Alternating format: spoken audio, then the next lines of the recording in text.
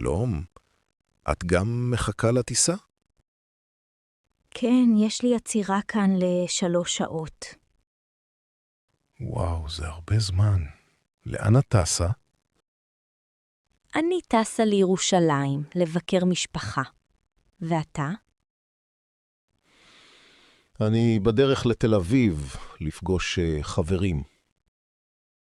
תל אביב עיר יפה מאוד. היית שם הרבה? כן, אני גר שם כבר 2 אני אוהב את הים. אני מסכימה. הטיילת בתל אביב מאוד נעימה. נכון. את מבקרת בישראל לעתים קרובות? פעם בשנה בערך. המשפחה שלי עדיין שם. יש לך מקום מועדף לבקר בו בישראל? אני אוהבת את שוק מחנה יהודה בירושלים. האוכל שם נפלא, והריחות נהדרים. ניסית חומוס אמיתי שם? יש מסעדות מעולות. בוודאי, אני אוהבת חומוס ופלאפל. פלאפל הוא מאכל מאוד פופולרי בישראל. נכון, יש מסעדות פלאפל בכל פינה ברחוב. איך העברת את הזמן כאן, בשדה התעופה? קראתי ספר, קצת השתעממתי, יש לך המלצה? אני אוהב להסתובב ולצפות באנשים. לפעמים אפשר לפגוש אנשים מעניינים ככה. נשמע נחמד. אתה טס הרבה?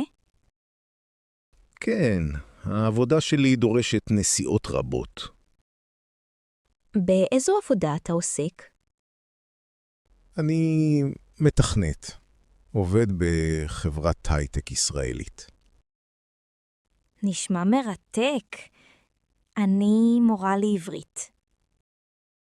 וואו, זה חשוב. איפה את מלמדת? אני מלמדת באוניברסיטה בלונדון. איזה יופי. איך התלמידים שלך? הם סקרנים ושואלים הרבה שאלות מעניינות. זה טוב. העברית שפה עתיקה ומיוחדת. נכון, הרבה מילים באות מהתנ"ך. יוסי, קיבלת היום את הצעת העבודה, נכון? כן, אמא. אני עדיין לא בטוח אם לקבל אותה. למה? תספר לי מה מעסיק אותך.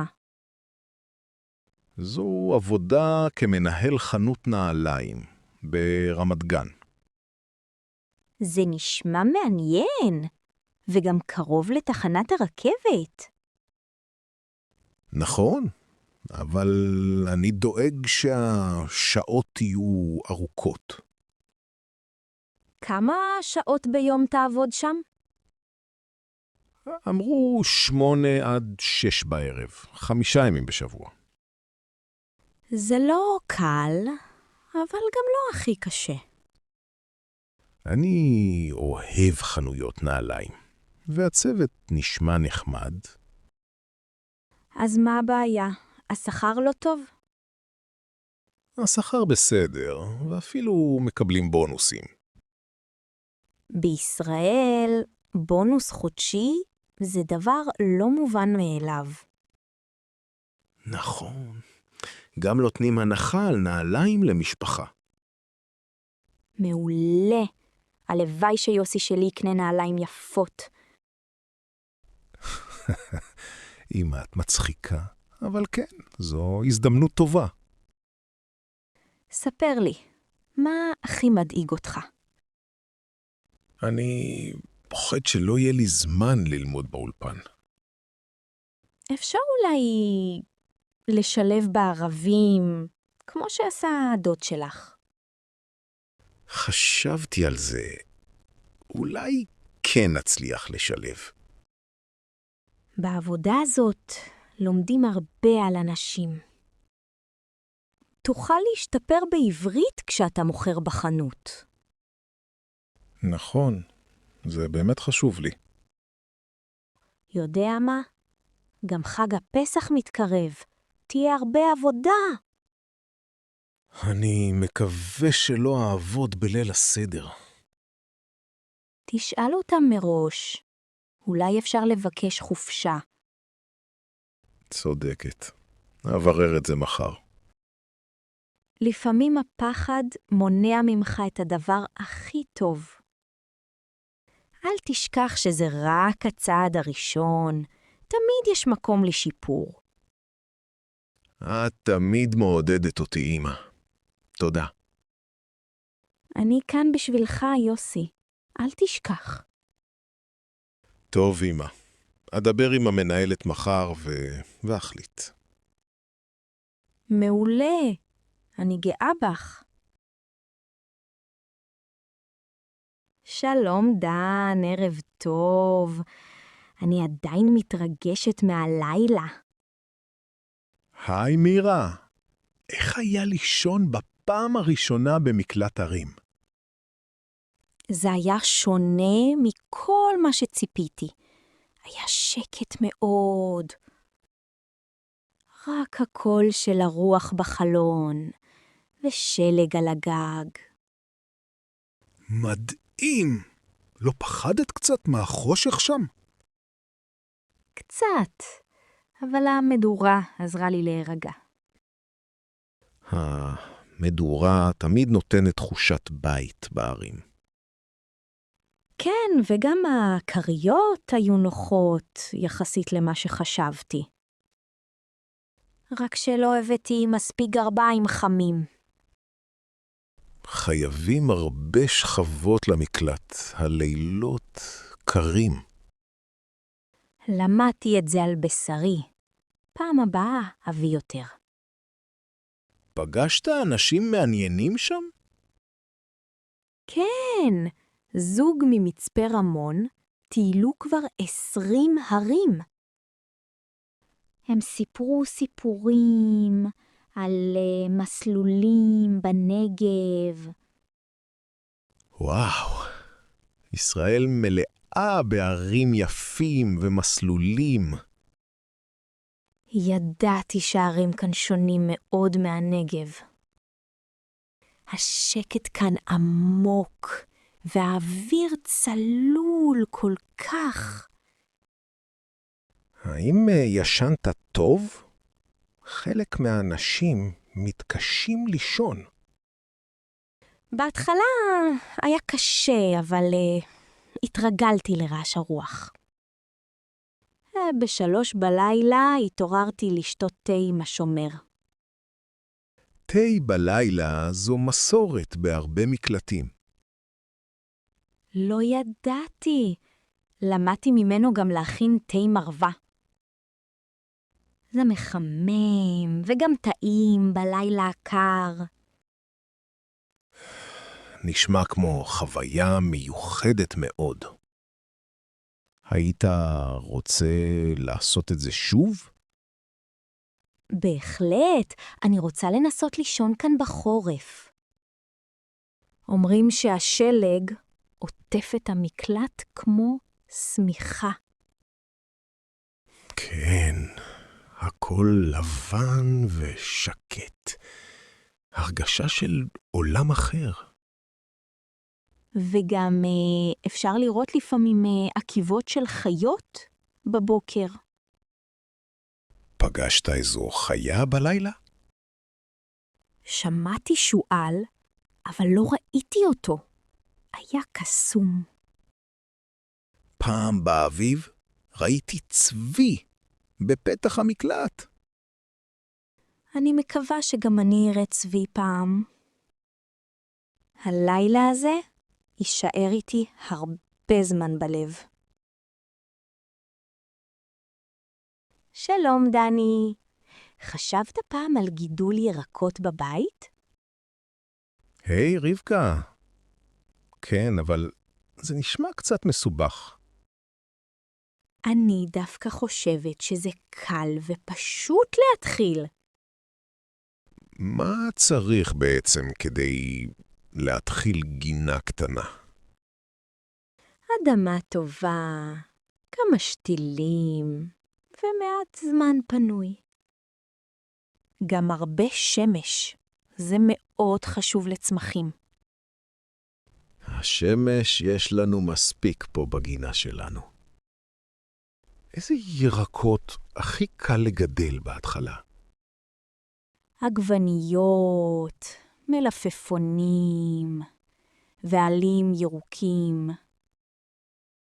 גם גזר הוא רעיון טוב למתחילים.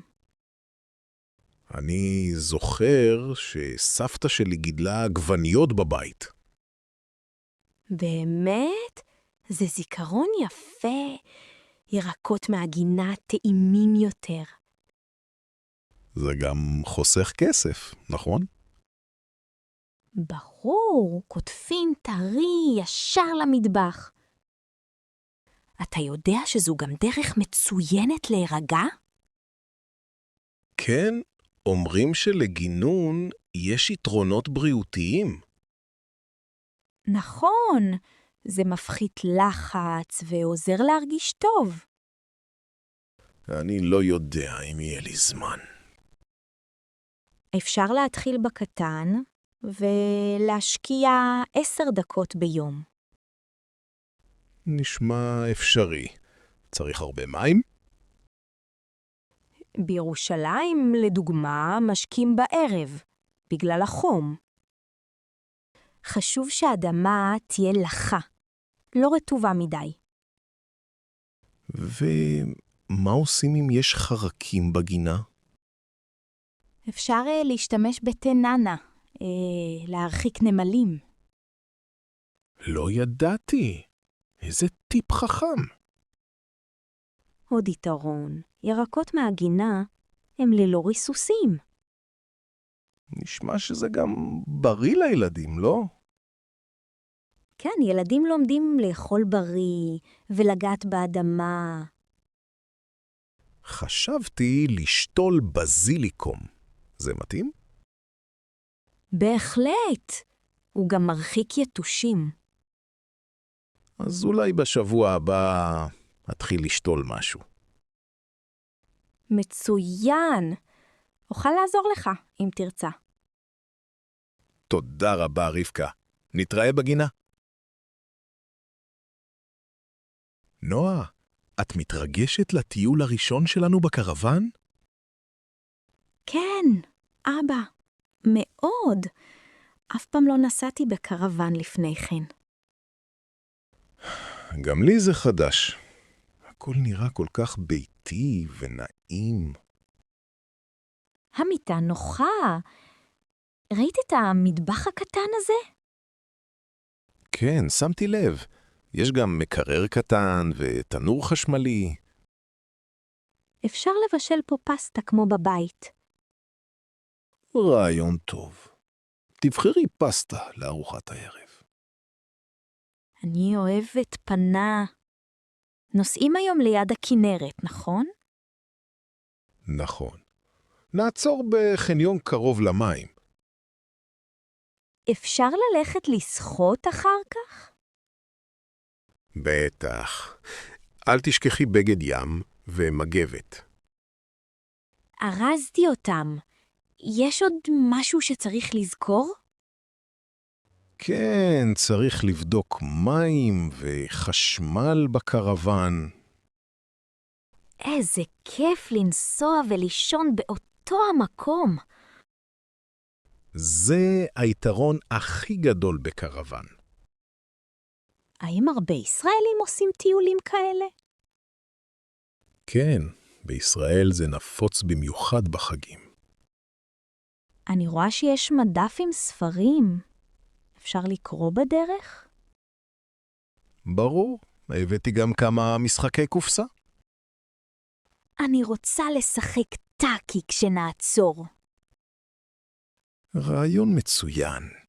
ננוח קצת ונשחק. יש פה כמה תמונות של מקומות יפים בישראל. אפשר לבחור יעד לטיול הבא מהתמונות. אולי נלך להרי הגליל בקיץ? אפשרי. את יודעת שבגליל יש הרבה מעיינות? לא ידעתי. זה נשמע מרענן בקיץ. נכון, ומשם רואים נוף מדהים לכל האזור. אני אוהבת להסתכל מהחלון בזמן הנסיעה. גם אני. כל נוף בדרך מרגיש כמו הרפתקה. השמחת חיים של טיול בקרוון זו הרגשה מיוחדת. נכון, נועה, והכי כיף שאנחנו עושים את זה יחד. אפשר להדליק מוזיקה שקטה בנסיעה? בהחלט. איזה שיר את רוצה לשמוע עכשיו? שלום דביר. אתה זוכר שסיפרתי לך על הנסיעה שלי? כן, שירה. נסעת ברכבת לילה, נכון? נכון, זאת הייתה חוויה מיוחדת מאוד בשבילי. ספרי לי. לא נסעתי אף פעם ברכבת לילה. התחנה הייתה בתל אביב. עליתי לרכבת ב-10 בערב. הקרון שלי היה ממש נעים וחמים, עם אור רך. האם היו עוד אנשים בתא שלך? כן, הייתה עוד אישה אחת. שוחחנו קצת. לא פחדת לנסוע בלילה? בהתחלה קצת, אבל מהר התרגלתי למוזיקה השקטה. ומה עשית בזמן הנסיעה? קראתי ספר, אחר כך הקשבתי לפודקאסט על מסורת יהודית. איזו עיר הייתה היעד שלך? הגעתי לירושלים מוקדם בבוקר, כשעוד היה חשוך. בטח היה יפה לראות את העיר מתעוררת. נכון, ראיתי אורות קטנים ונשמעו ציפורים. הנהג סיפר שבלילות רגועים הרכבת שקטה במיוחד. זה נשמע שלא. היה לך מקום לישון? כן, הייתה מיטה קטנה עם שמיכה רכה. גם קיבלתי כוס תה ופיתה קטנה. מגניב. שמעתי שבאירופה יש רכבות לילה מפוארות. נכון, יש גם קרונות יוקרתיים עם מסעדה. אולי ננסה לנסוע יחד יום אחד. נשמע רעיון טוב? בשמחה. זה מאוד נעים ומיוחד. צריך לנסות. כמה שעות נמשכה הנסיעה שלך? בערך 6 שעות, אבל הן עברו מהר מאוד. האם למדת משהו חדש בפעם הזו? כן, גיליתי שאני אוהבת לנסוע לאט, לראות נופים. אנשים רבים אוהבים את השקט וההרמוניה בלילה. נכון, יש אפילו שירים ישראליים על רכבות לילה. אמא שלי סיפרה שפעם היו רכבות קיטור בארץ. באמת? לא ידעתי. זה נשמע נוסטלגי. את חושבת שתסעי שוב ברכבת לילה? בטח, אולי נזמין כבר בקיץ הבא? אבא, ראית את המדיח החדש שלי? כן? יעל? מתי קנית אותו? אתמול. חשבתי שזה יעזור לי לחסוך זמן. רעיון מצוין. מדיח חוסך הרבה עבודה. היה לי קשה לבחור. יש כל כך הרבה דגמים. מה גרם לך לבחור דווקא בזה? רציתי מכונה חסכונית במים וחשמל. המוכר אמר שזה טוב למשפחה קטנה. נשמע הגיוני. עכשיו קל יותר לשטוף כלים. כן, פעמיים ביום זה מספיק. המכונה שקטה? אפשר להפעיל בלילה? כן, מאוד שקטה. אני ישנה טוב. גם אצלנו המזגן מחומה בלילה. זה נוח. יש פה 3 תוכניות שונות. אני לא בטוחה מתי להשתמש בכל אחת. תקראי את ההוראות. יש שם טיפים טובים. צודק. לדעתי צריך לשים מלח מיוחד? נכון. המים בתל אביב קשים יותר. לא ידעתי. מעניין אם זה משפיע על הכלים. בלי מלח, הכלים עלולים לצאת לבנים. אז אקפיד להוסיף מלח. האם צריך לנקות את הפילטר כל שבוע? כן, פעם בשבוע יספיק. אני חושבת שאקנה עכשיו גם תבליות מיוחדות. יש תבליות שמנקים גם את המדיח עצמו. אשאל את השכנה שלי איזה תבליות היא קונה. כמה זמן אתה משתמש במדיח שלך? כבר 5 שנים. החיים הרבה יותר קלים. פעם היינו שוטפים ידנית יחד. זוכרת. זה היה הרבה מים וסבון. עם מדיח? גם שומרים על הסביבה. אני שמחה שהחלטתי לקנות אחד. עשית בחירה מצוינת, יעל. שלום דניאל, איזה חדר עבודה יפה יש לך כאן. תודה, יעל. אני אוהב מאוד לעבוד כאן על פרויקטים. מתי התחלת לאהוב לבנות ולתקן דברים? התחלתי כשהייתי ילד. סבא שלי לימד אותי. באמת? איך זה התחיל ביניכם? סבא היה נגר מקצועי בחיפה. תמיד עזרתי לו. היינו בונים מדפים, שולחנות, ודברים קטנים לבית. זה נשמע נהדר. למדת לעבוד עם כלים? כן, סבא הסביר לי איך להשתמש בכלי עבודה בצורה בטוחה. איזה כלי היה הכלי הראשון שלמדת? הפטיש. סבא אמר שזה כלי בסיסי לכל בונה. גם אני תמיד ראיתי את אבא שלי עם פטיש ביד. אחרי הפטיש, למדתי להשתמש במקדחה ובמברגה. לא פחדת להשתמש במקדחה בפעם הראשונה?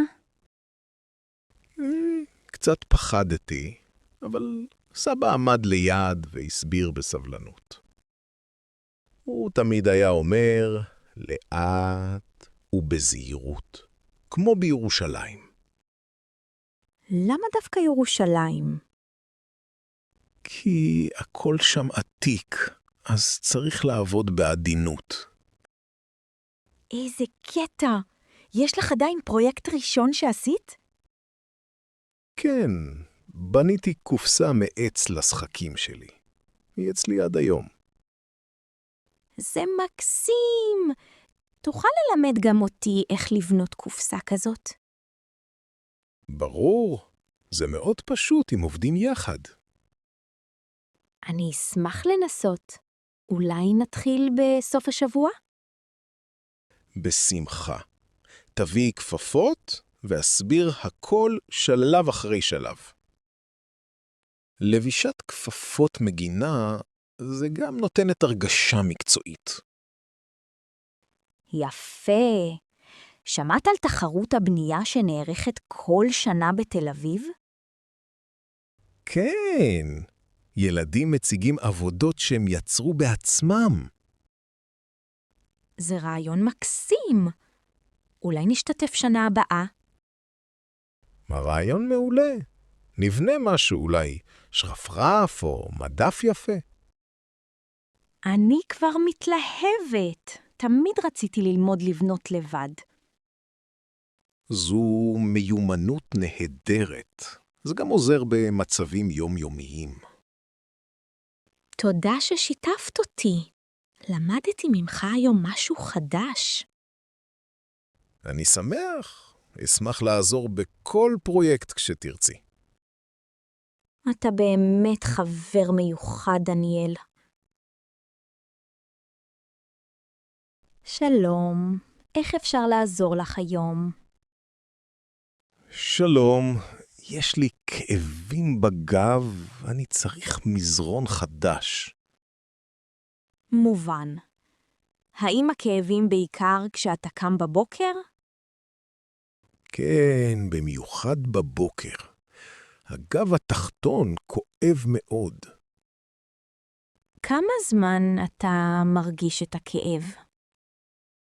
בערך חצי שנה. זה ממש מפריע לי לישון טוב. האם ניסית מזרנים קשים או רכים בעבר?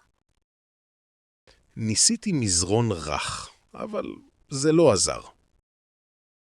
לפעמים מזרון קשה דווקא יותר טוב לגב.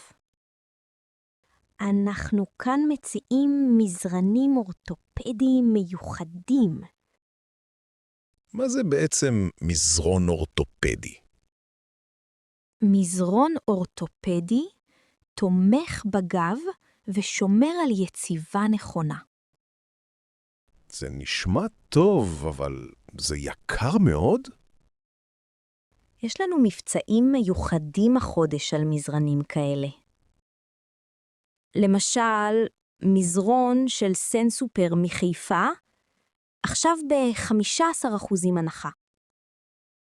אפשר לנסות מזרון לפני שקונים אותו? בטח, יש לנו דגם תצוגה.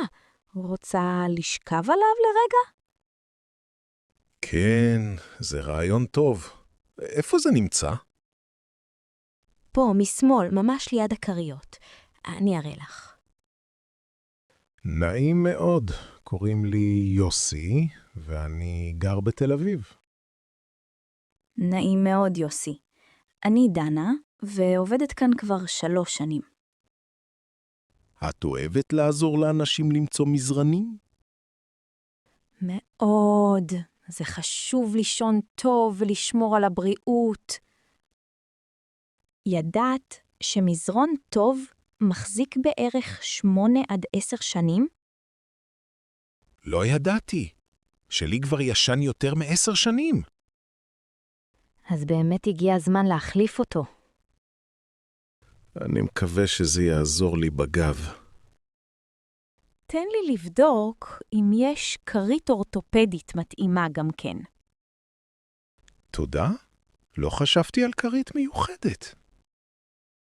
כרית טובה עוזרת לישון בעמדת גב בריאה יותר. את ממליצה גם על מגן מזרון?